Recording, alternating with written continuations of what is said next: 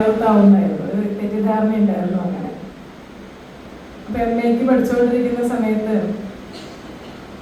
എന്തെങ്കിലുമൊക്കെ എഴുതി വെക്കുമല്ലോ നമ്മള്. അപ്പൊ ഏറ്റവും അടുത്ത കൂട്ടുകാരി ജ്യോതി എന്ന് പറഞ്ഞേരും. അപ്പൊ ജ്യോതി ആ കഥ വായിക്കാനായിട്ട് ഹോസ്റ്റലിലേക്ക് കൊണ്ടുപോയി. പിന്നെ ഞാൻ ഒരു ലെറ്റർ കയ്യിൽ കിട്ടുകയാണ്. എൻ്റെ വനിതാ കമ്മീഷൻ, ഗൃഹലക്ഷ്മി വനിതാ കമ്മീഷൻ ചെറുകഥ അവാർഡ് നിങ്ങൾക്കാണ്. യുവ ചെറുകഥ അവാർഡ് എത്രയോ 25 വയസ്സിന് താഴെയുള്ള ആളുകളുടെ അവാർഡാണ്. അത് ലഭിച്ചിട്ടുണ്ട്. തിരുവനന്തപുരത്ത് വെച്ചിട്ടാണ് സമ്മാനം. സുഗതകുമാരി ടീച്ചറാണ് പുരസ്കാരം. ONV അടങ്ങുന്ന സദസ്സാണ്, മന്ത്രിമാരും ഒക്കെ ഉണ്ട് എന്നൊക്കെ പറഞ്ഞുകൊണ്ട് ദീർഘമായിട്ടുള്ളൊരു കത്ത് കിട്ടുകയാണ് വനിതാ കമ്മീഷന്റെ അടുത്തുനിന്ന്. അപ്പോഴാണ് ഞാനറിയാതെ കൂട്ടുകാരി അയച്ചതാണ് കഥ.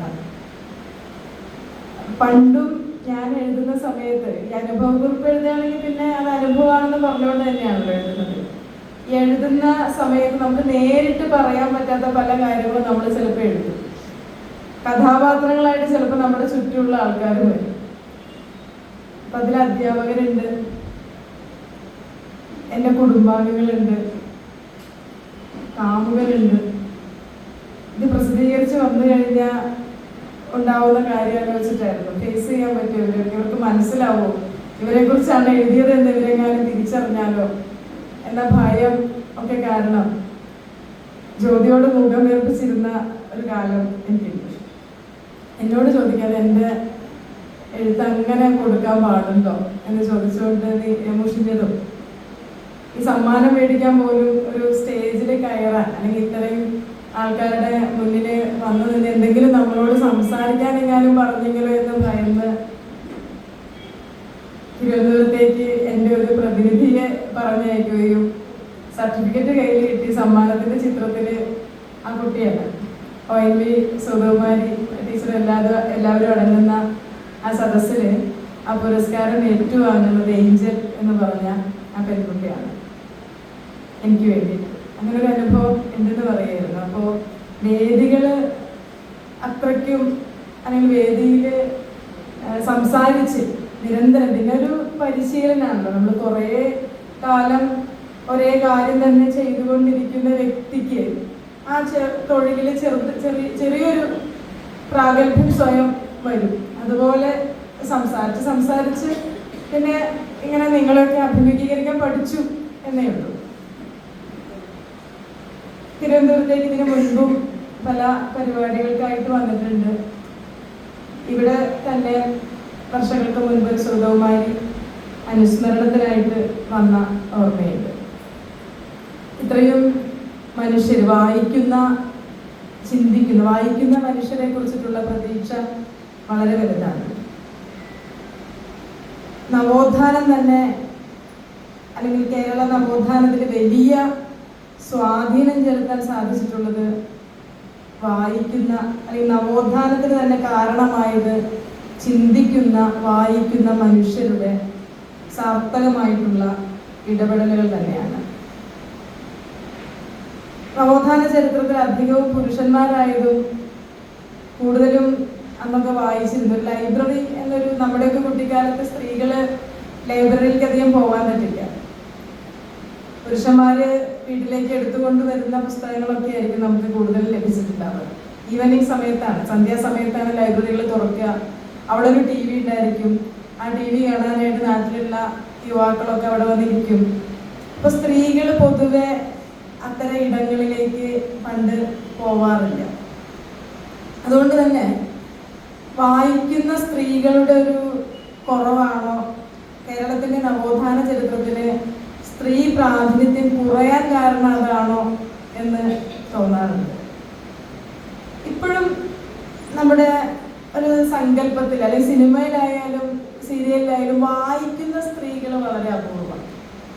ഒരു ലൈബ്രറിയിൽ ഇരുന്നിട്ട് പുസ്തകം വായിക്കുന്ന സ്ത്രീ അല്ലെങ്കിൽ ഒന്നുകിൽ സ്ത്രീയെ ലൈബ്രറികളിലേക്ക് സിനിമകൾ കടത്തിവിടുന്നത് കാമുകൻ പുറത്ത് കാത്തു നിൽക്കുന്നുണ്ടായിരിക്കും. അപ്പൊ കാത്തു നിൽക്കുന്ന കാമുകന്റെ അടുത്തേക്ക് വരുന്ന, ലൈബ്രറിയിൽ നിന്നും പുറത്തിറങ്ങി വരുന്ന പെണ്ണ് വായിക്കുന്ന അല്ലെങ്കിൽ ചായക്കടയിൽ ഇരിക്കുന്ന രാഷ്ട്രീയം സംസാരിക്കുന്ന, വായനശാലയിൽ ഇരിക്കുന്ന, പത്രം വായിക്കുന്ന സ്ത്രീകൾ പൊതുവെ നമ്മുടെ ദൃശ്യ സംസ്കാരത്തിലൊന്നും ഇപ്പോഴും കടന്നു വന്നിട്ടില്ല. വളരെ കുറവാണത്.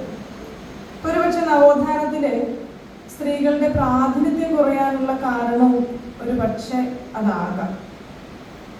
ആദ്യത്തെ ഒരു സെക്യുലർ ബാറ്റിലെന്ന് വിശേഷിപ്പിക്കാവുന്ന 1891 വർഷങ്ങൾ പറയുമ്പോൾ എനിക്ക് പേടിയാണ്. കാരണം നിങ്ങളൊക്കെ ഈ PSC ടെസ്റ്റും എഴുതി ഇവിടെ വന്നിരിക്കുന്ന ആൾക്കാരാണ്. അതായത് ഏതെങ്കിലും ഒരു വർഷം തെറ്റിക്കഴിഞ്ഞാൽ അതല്ല, ആ വർഷമല്ല എന്ന് വിളിച്ചു പറയാൻ ശേഷിയുള്ള മനുഷ്യരാണ് എനിക്ക് മുന്നിൽ ഇരിക്കുന്നത് എന്ന പേടി എനിക്കുണ്ട്. അപ്പൊ തെറ്റിക്കഴിഞ്ഞാൽ അങ്ങോട്ട് ക്ഷമിച്ചേക്കാം. 1891 അതിനല്ലേ മലയാളി മെമ്മോറിയലിന്റെ വർഷം അല്ലേ? മലയാളി മെമ്മോറിയല് അതിന്റെ നിവേദനം എഴുതി തയ്യാറാക്കിയിട്ടുള്ളത് കോട്ടയത്ത് ഒരു ലൈബ്രറിയിൽ വെച്ചിട്ടാണ്, വായനശാലയിൽ വെച്ചിട്ടാണ്. അപ്പൊ വായന, അറിവ്, ഒരു തിരുവിതാംകൂറിൽ നിങ്ങൾക്കറിയാം മലയാളി മെമ്മോറിയലിന്റെ ഒരു പ്രസക്തി നിങ്ങൾക്കറിയാം. തിരുവിതാംകൂറില് പുറമെ നിന്ന് വരുന്ന ബ്രാഹ്മണർക്ക് മാത്രം തൊഴിലുകൾ ഇനി അവർക്കേ കൊടുക്കുള്ളൂ എന്ന സാഹചര്യം വന്ന സമയത്ത് ജാതി മത ഭേദമന്യേ ഇവിടെയുള്ള മനുഷ്യരൊന്നിച്ച് നിന്ന ഒരു സെക്യുലർ സമരം തന്നെയാണ് മലയാളി മെമ്മോറിയൽ. ആ സമരത്തിന്റെ ഒരു നിവേദനം ഒരു ലൈബ്രറിയിൽ വെച്ചിട്ടാണ് തയ്യാറാക്കിയിട്ടുള്ളത്.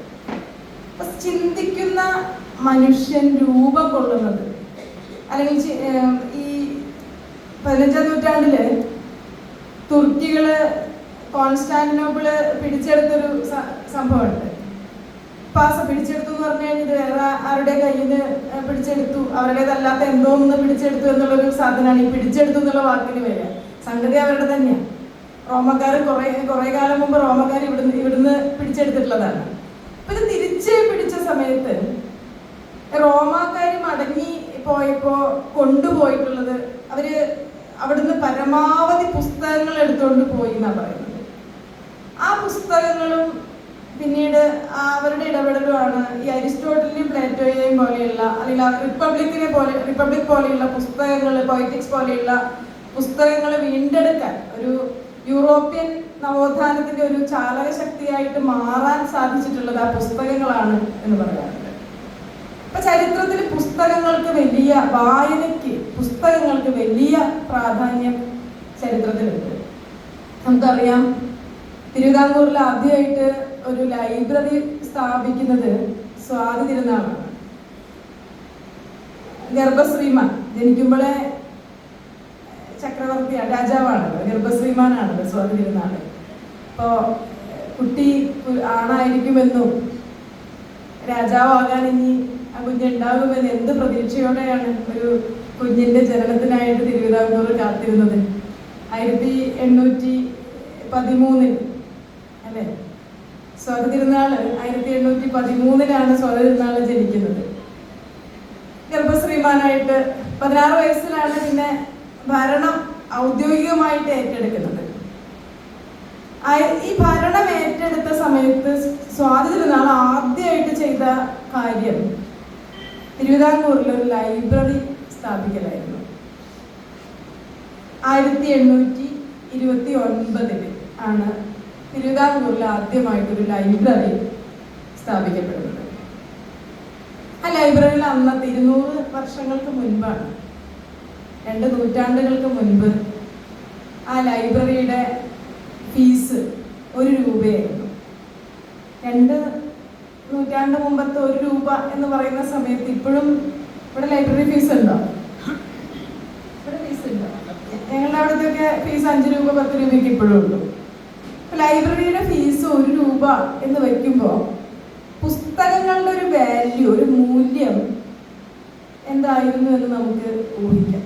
അറിവ് അന്ന് ജനകീയായിരുന്നില്ല കേട്ടോ. ഈ അറിവ് എല്ലാവർക്കും അറിവ് കിട്ടിയിരുന്നില്ല. അറിവ് പോലും ഒരു വരേണ്യ വിഭാഗത്തിന്റെ കയ്യിൽ നിൽക്കുകയായിരുന്നു. എല്ലാവർക്കും വായിക്കാനും എല്ലാവർക്കും എഴുതാനും എല്ലാവർക്കും സംസാരിക്കാനും ഒന്നും പറ്റിയിരുന്നില്ല. അധ്യാത്മരാമായണത്തിൽ തന്നെ ആമുഖത്തില് ഗ്രന്ഥമാർക്കും കൊടുക്കല ദേവേന്ദ്രൻ വന്നിരക്കിലും കൊണ്ടുപോയാൽ തരാതാനും പിന്നെ നാമും മറന്നു പോം എന്നാണ് പറയുന്നത്. ഗ്രന്ഥമാർക്കും കൊടുക്കല, പുസ്തകം ആർക്കും കൊടുക്കരുത്. ദേവേന്ദ്രൻ വന്നിരക്കില്ല, ദേവേന്ദ്രൻ ചോദിച്ചാൽ പോലും പുസ്തകം കൊടുക്കരുത്. കൊണ്ടുപോയാൽ തരാതാനും, കൊണ്ടുപോയി കഴിഞ്ഞാൽ പുസ്തകം കിട്ടില്ല, പിന്നെ നാമും മറന്നു പോകും, പിന്നെ നമ്മളും മറന്നു പോകുന്നു. ശരിക്കും പറഞ്ഞ ഈ ഗ്രന്ഥശാല നിയമത്തിന് തന്നെ എതിരാണ്. 5 laws ഉണ്ടല്ലോ ഗ്രന്ഥശാലയ്ക്ക്. അപ്പൊ അതിൽ പറയുന്നത് ബുക്സ് ഫോർ എവ്രി വൺ എന്നാണ്, എല്ലാവർക്കും വേണ്ടിയിട്ടുള്ളതാണ് പുസ്തകം. ഈ പുസ്തകങ്ങൾ എന്ന് പറയുന്നത് ഈ അടച്ചിട്ട മുറിയിൽ അല്ലെങ്കിൽ ഈ കൂട്ടിക്കെട്ടി വെക്കാനുള്ളതല്ല, ഷോക്കേസിൽ വെക്കാനുള്ളതല്ല പുസ്തകം. പുസ്തകം കൊടുക്കുന്ന സമയത്ത്, പുസ്തകം നമ്മൾ വായിച്ചു കഴിഞ്ഞാൽ മറ്റൊരാൾക്ക് കൊടുക്കാനും കൂടിയിട്ടുള്ളതാണ് പുസ്തകം. ഈ അറിവ് ഈ കുറച്ച് പേരിൽ മാത്രം അറിവ് വിതരണം ചെയ്യാനും എഴുതാനും അല്ലെ വായിക്കാനും ഒക്കെയുള്ള അധികാരം ഞങ്ങൾക്ക് മാത്രമേ ഉള്ളൂ. ജ്ഞാനപരമായിട്ടുള്ള ഒരു അധികാരം, ഒരു വരേണ്യതയുടെ കയ്യിൽ മാത്രം അറിവിന്റെ അധികാരം ഉറപ്പിച്ചു നിർത്തുന്നതിനുള്ള ശ്രമങ്ങൾ കൂടിയാണ് ഇത്തരത്തിലുള്ള ചില തെറ്റിദ്ധാരണകൾ പരത്തല്. ഗ്രന്ഥം ആർക്കും കൊടുക്കരുത് എന്നൊക്കെ പറയുന്നത് ഗ്രന്ഥം കൊടുക്കാനുള്ളത് തന്നെയാണ്. പുസ്തകം ആർക്കും കൊടുക്കാനും തിരിച്ചു വാങ്ങാനായിട്ട് മറക്കാതിരിക്കുക, അത്രയേ ഉള്ളൂ. പുസ്തകം കൊടുക്കാനുള്ളതാണ്. എല്ലാ മനുഷ്യനും അവൻ്റെ അല്ലെങ്കിൽ അവളുടെ പുസ്തകം ഉണ്ട് എന്ന് പറയും. എല്ലാ പുസ്തകങ്ങൾക്കും അതിൻ്റെ വായനക്കാരുണ്ടെന്നും പറയും. നമ്മൾ പലപ്പോഴും വിചാരിക്കും, നമ്മൾ പലപ്പോഴും ഈ പുസ്തകങ്ങളെ തന്നെ കാറ്റഗറൈസ് ചെയ്യുമല്ലോ. അപ്പൊ ഞാൻ വായിക്കുന്ന പുസ്തകം തന്നെ അപ്പുറത്തെ ആൾക്കാർ വായിക്കണം, ഇഷ്ടപ്പെടണം എന്ന് യാതൊരു നിർബന്ധവുമില്ല. അവൻ്റെ പുസ്തകം വേറെയാണ്. ഇപ്പോൾ ലോകത്തിലെ ഏറ്റവും മികച്ച പുസ്തകങ്ങളിൽ ഒന്നായിട്ട് വിലയിരുത്തപ്പെട്ട പുസ്തകമാണ് മാർക്കേസിന്റെ ഏകാന്തതയുടെ 100 വർഷങ്ങൾ. ആ പുസ്തകം വായിച്ചതിന് ശേഷം ചവറ് പുസ്തകം എന്നാണ് സാഹിത്യവാരഫലം എഴുതിക്കൊണ്ടിരുന്ന കൃഷ്ണനായർ സാർ അഭിപ്രായപ്പെടുന്നത്. ചവറ് പുസ്തകമാണെന്നാണ്. MTയുടെ അസുരവിത്തിനെ കുറിച്ച് പറഞ്ഞത് ചവറ്റുകൊട്ടാന്നാണ്. ഇതിന് അസുരവിത്ത് എന്നല്ല പേരിടേണ്ടത്, ചവറ്റുകൊട്ട എന്നാണ് ഈ പുസ്തകത്തിന് പേരിടേണ്ടത് എന്നാണ് പറഞ്ഞത്. പക്ഷെ MT പിന്നീട് എഴുത്ത് നിർത്തിയിട്ടൊന്നുമില്ല. MT എഴുതി, മാർക്കേസും വായിക്കപ്പെട്ടു. ഓരോരുത്തരുടെയും പുസ്തകം അല്ലെങ്കിൽ ചോയ്സ് വേറെ ആയിരിക്കും, അത്രയേ ഉള്ളൂ. ഇപ്പൊ ബഷീർ എഴുതുന്നത് പുസ്തകമാണ് എങ്കിൽ ഞാൻ ബഷീർ എഴുതുന്ന പുസ്തകമാണെങ്കിൽ കൊടുങ്ങല്ലൂര് ചേർത്തല ഭരണിപ്പാട്ട് ഭഗവത്ഗീതയാണ് എന്ന് പറഞ്ഞ നിരൂപകൻ മലയാളത്തിലുണ്ട്. ബഷീറും എഴുത്തുകാരനാണ് എങ്കിൽ ഞാൻ മഹാത്മാഗാന്ധിയാണ് എന്നും അദ്ദേഹം പറഞ്ഞു. അപ്പൊ ഇത് എഴുതുന്ന അല്ലെങ്കിൽ തങ്ങൾ വായിക്കുന്നത് മാത്രമാണ്, അല്ലെങ്കിൽ തങ്ങളുടെ അധികാര പരിധിയിൽ തന്നെയാണ് ഈ എഴുത്തും വായനയും എന്നൊക്കെ കരുതുന്ന കുറെ മനുഷ്യര് ഇത്തരത്തിലുള്ള പല ചിന്തകളും പുറത്തേക്ക് എല്ലാ കാലത്തും വിട്ടിട്ടുണ്ട്. അങ്ങനെയുള്ള ഞാൻ സ്വാതന്ത്ര്യനാളിനെ കുറിച്ചിട്ടാണ് അതിലേക്ക് മടങ്ങി വരാം.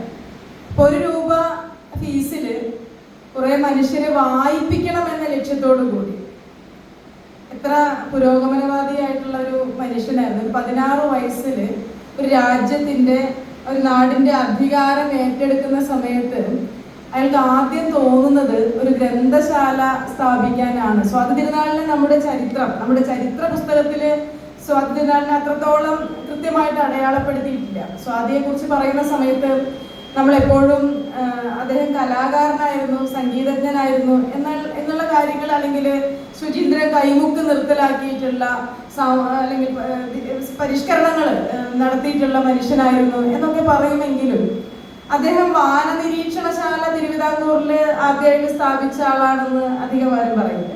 നമ്മൾ അറിഞ്ഞിട്ടില്ല പലപ്പോഴും. ആദ്യമായിട്ട് വാനനിരീക്ഷണശാല തിരുവിതാംകൂറിൽ സ്ഥാപിക്കുന്നത് സ്വാതിതിരുനാളാണ്. ആദ്യമായിട്ട് തിരുവിതാംകൂറിൽ ഇംഗ്ലീഷ് സ്കൂള് സ്ഥാപിക്കുന്നത് സ്വാതിതിരുനാളാണ്. ആദ്യമായിട്ട് വായനശാല സ്ഥാപിക്കുന്നത് സ്വാതിതിരുനാളാണ്.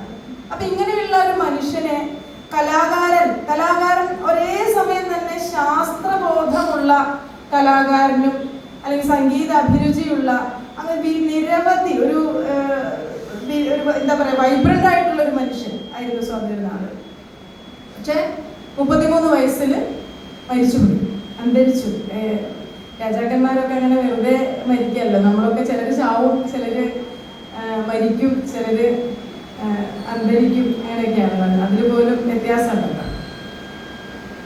വേണ്ടും വിധം ചരിത്രത്തിലെ ഇത്തരത്തിലുള്ള മനുഷ്യരെ നമ്മൾ മനസ്സിലാക്കിയിട്ടുണ്ട്. അദ്ദേഹം നമുക്ക് പ്രധാനമന്ത്രിക്ക് വേണ്ടത് 10 ലക്ഷം രൂപയുടെ കോട്ടും 40,000 രൂപയുടെ ഗുച്ചിഗൂണുമാണെന്ന് വിശ്വസിക്കുന്ന ഈ ഫാസിസ്റ്റ് മുൾമരങ്ങള് പടർന്നു നിൽക്കുന്ന ഒരു ഇന്ത്യയിൽ നിന്നുകൊണ്ട്, അല്ലെങ്കിൽ പാർലമെന്റ് ഉദ്ഘാടനത്തിന് സ്വാമിമാര് കൊണ്ടുവന്ന് പാർലമെന്റ് ഉദ്ഘാടനം നിർവഹിക്കുന്ന ഒരു ഇന്ത്യയിൽ നിന്നുകൊണ്ട് സ്വാതി തിരുനാൾ 200 വർഷം മുൻപുള്ള സ്വാതി തിരുനാളിനെ ഓർക്കുമ്പോൾ രസമാണ്.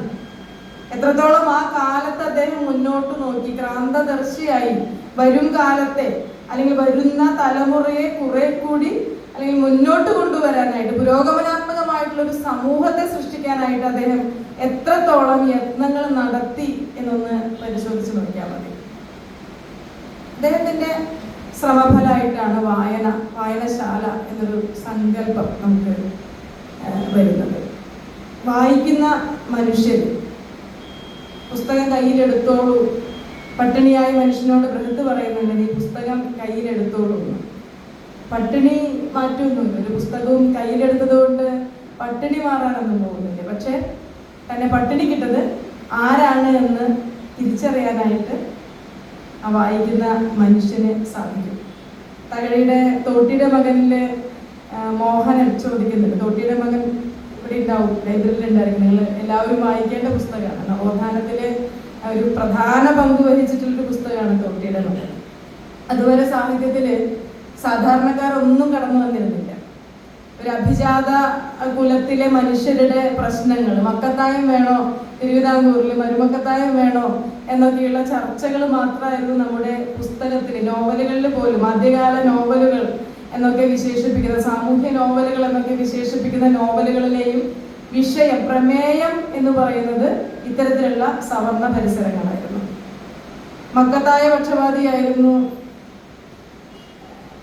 ചന്തുമേനോൻ, അതുകൊണ്ട് അദ്ദേഹം ഇന്ദുലേഖ എഴുതി. മരുമക്കത്തായ പക്ഷപാതിയായിരുന്നു CV, അതുകൊണ്ട് അദ്ദേഹം ധർമ്മരാജയും മാർത്താണ്ഡവർമ്മയും രാമരാജ ബഹദൂറും എഴുതി. ആ വ്യത്യാസമുള്ളൂ.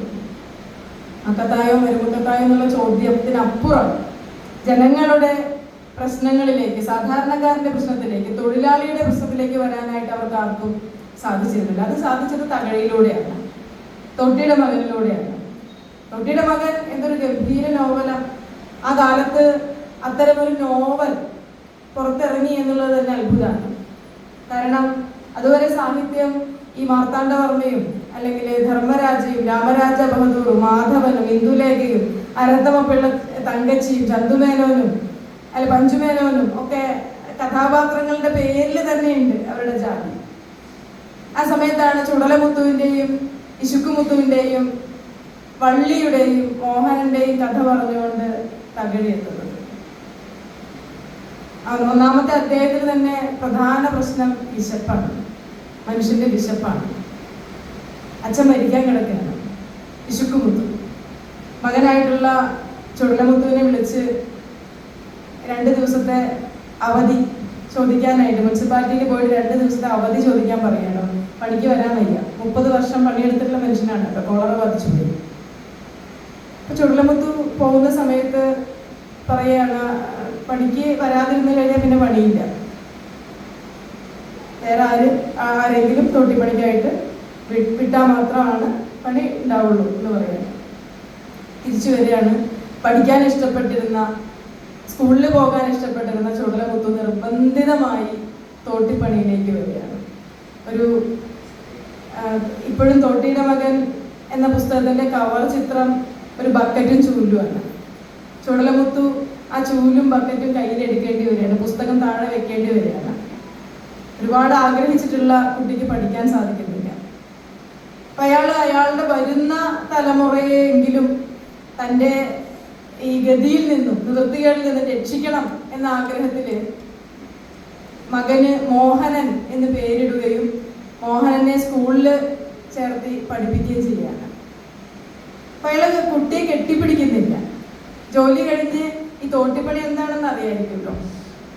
മനുഷ്യന്റെ മലം കോരുന്ന, ഓട കോരുന്ന, വൃത്തിഹീനമായിട്ടുള്ള പരിസരങ്ങളെല്ലാം വൃത്തിയാക്കുന്ന പണിയാണ്.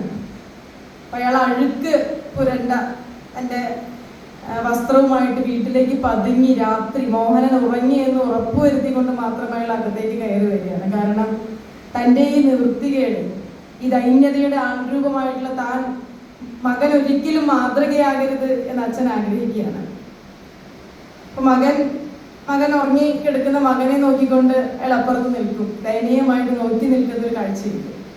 അപ്പൊ ഭാര്യയായിട്ടുള്ള വള്ളി ചോദിക്കുന്നുണ്ട്, എന്താണ് അവനെ ഒന്ന് ഉമ്മ വയ്ക്കാത്തത്, എന്താണ് കെട്ടിപ്പിടിക്കാത്തത് എന്ന് ചോദിക്കുന്ന സമയത്ത് അയാൾ നിസ്സഹായനായിട്ട് തന്റെ ശരീരത്തിലേക്ക് നോക്കുന്ന ഒരു നോട്ടമുണ്ട്.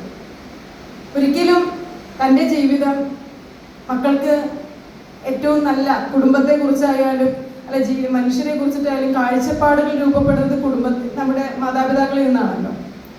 അപ്പൊ ഒരിക്കലും തൻ്റെ മകന് താനൊരു മാതൃകയാകരുത് എന്ന് ആഗ്രഹിച്ചുകൊണ്ട് അയാൾ തൻ്റെ ശരീരം പോലും അവരിൽ നിന്ന് മറച്ച് പിടിക്കുകയാണ്. അഴുക്കുപുരണ്ട എത്ര കഴുകിയാലും അയാൾക്ക് തൻ്റെ ദേഹത്ത് നിന്നും ആ ഗന്ധം വിട്ടുപോയിട്ടില്ല, ദുർഗന്ധം വിട്ടുപോയിട്ടില്ല എന്ന് തോന്നുകയാണ്. മോഹനൻ എന്ന് പേരിടുകയും ബേബി എന്നാണ് ഓമന പേരിട്ട് വിളിക്കുകയും ചെയ്യുന്ന സമയത്ത് എല്ലാവരും അയാളെ കളിയാക്കുകയാണ്. തോട്ടിയുടെ മകന് പേര് മോഹനനും ഓമന പേരോ തോട്ടിയുടെ മകനെ ബേബി എന്നോ വിളിക്കുന്നു. പട്ടണത്തിലെ പരിഷ്കാരികളായിട്ടുള്ള കൊച്ചമ്മമാര് മക്കളെ വിളിക്കുന്ന ബേബി എന്നുള്ള പേരൊക്കെ നീ നിന്റെ കൊച്ചിന് ഇടാമോ എന്ന് ചോദിക്കുകയാണ്. മോഹനൻ സ്കൂളിൽ പോകുന്നുണ്ട്. അപ്പോഴും സംശയമാണ്, നമുക്ക് പഠിക്കാൻ പറ്റുമോ എന്ന് ചോദിക്കുന്നുണ്ട് കൂട്ടുകാരനോട്. അപ്പൊ കൂട്ടുകാരൻ പറയുന്നുണ്ട്, നമ്മൾ പഠിച്ചാൽ പിന്നെ ഈ പണിയൊക്കെ ആരെടുക്കും, ഈ തോട്ടിപ്പണി എടുക്കാനായിട്ട് ആൾക്കാർ വേണമല്ലോ, അതുകൊണ്ട് നമുക്കങ്ങനെ പഠിക്കാനൊന്നും പറ്റും തോന്നുന്നില്ല എന്ന് പറയുന്നുണ്ട്. എത്ര വൃത്തിയായിട്ട് സ്കൂളിലേക്ക് വന്നാലും, എത്ര പൗഡർ ഇട്ട് സുഗന്ധം ഉള്ള വസ്ത്രമായിട്ട് സ്കൂളിലേക്ക് വന്നാലും കൂട്ടുകാര് കളിയാക്കി വിളിക്കുന്നത് എടാ നാറി എന്നാണ്. തോട്ടിയുടെ മകനാണ്.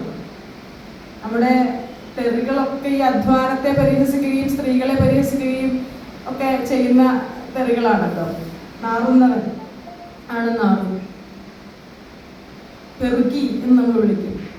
പെറുക്കുന്നവനാണ് പെറുക്കി. അത് സംസ്കൃതത്തിലായി കഴിഞ്ഞാൽ തെറിയല്ല കേട്ടോ, മോഹൻലാലിന്റെ സിനിമയിലെ പേരാണ്, ശേഖരനാണ്. എടാ ശേഖര, മുണ്ടക്കൽ ശേഖരൻ എന്നൊക്കെ പറയുന്നതിന് പകരം മുണ്ടക്കൽ പെറുക്കിന്നോ അർത്ഥം ഒന്നാ. സംസ്കൃതവും മലയാളം എന്നുള്ള വ്യത്യാസമേ ഉള്ളൂ. പക്ഷെ സംസ്കൃതത്തിലായി കഴിഞ്ഞാൽ പിന്നെ ഗമയൊന്നും കൂടും. ഇപ്പൊ പെറുക്കി, ചെറ്റ, ചെറിയ വീടുള്ളത് എങ്ങനെയാണ് തെറിയായിട്ട്, എങ്ങനെയാണ് ചെറിയ വീട് തെറിയാകുന്നത്? ചെറുത് തെറിയാണ് നമുക്ക്. ചെറ്റ എന്നൊരാളെ വിളിച്ചു കഴിഞ്ഞാൽ ചിലപ്പോൾ തിരിച്ചടി കിട്ടും. അപ്പൊ നാറി എന്ന് മോഹനനെ വിളിക്കുന്ന സമയത്ത് മോഹനൻ തിരിച്ച് പറയുന്നുണ്ട്, ഞങ്ങളൊക്കെ നാറുന്നത് കൊണ്ടാണ് നീയൊന്നും നാറാതെ നടക്കുന്നത്. അപ്പൊ അധ്വാനിക്കുന്ന കുറെ മനുഷ്യരുള്ളത് കൊണ്ടാണ് നിന്റെയൊക്കെ ഈ ജീവിതം ഇത്ര സുന്ദരമായിട്ട് മുന്നോട്ട് പോകുന്നത് എന്ന് തിരിച്ചു പറയാനായിട്ടുള്ള ശേഷി ചുടലമുത്തുവിന് അങ്ങനെ തിരിച്ചു പറയാൻ സാധിക്കുന്നില്ല. അധികാരി വർഗത്തിന്റെ മുന്നിൽ ഓച്ചാനിച്ച് നിൽക്കുന്ന ഒരു മനുഷ്യനായിട്ട് അയാൾക്ക് നിൽക്കാൻ സാധിക്കുന്നുള്ളൂ. തിരിച്ചു പറയുന്ന ഒരു തലമുറ ഉണ്ടാകുന്നത് അറിവിൽ നിന്നാണ്, വായനയിൽ നിന്നാണ്. അത് തന്നെയാണ് ഈ വായനശാലകളുടെ അറിവിന്റെ പ്രസക്തി എന്ന് പറയുന്നത്. ചോദ്യം ചെയ്യാനുള്ള ഒരു ശേഷി നമുക്കുണ്ടാകുന്നു എന്നുള്ളതാണ്. പുസ്തകങ്ങൾ, ഓരോ പുസ്തകവും നിങ്ങൾക്ക് ഓരോ ലോകം, ഒരു മുറിയിലിരുന്നുകൊണ്ട് മറ്റൊരു ലോകത്തിലേക്ക് നിങ്ങൾ എത്തിപ്പെടുകയാണ്. അത്തരം അറിവിന്റെ ആ മഹാചക്രവാളത്തിലേക്ക് മനുഷ്യരെല്ലാം എത്തിച്ചേരണമെന്ന ഏറ്റവും സാർത്ഥകമായിട്ടുള്ള ഒരു വിചാരത്തിന്റെ പേരിലാണ് വായനശാലകളെല്ലാം നിലനിൽക്കുന്നത്, വായനശാലകളെല്ലാം രൂപം കൊണ്ടിട്ടുള്ളത്. ഈ വിശ്വഭരൻ സ്മാരക ഗ്രന്ഥശാലയും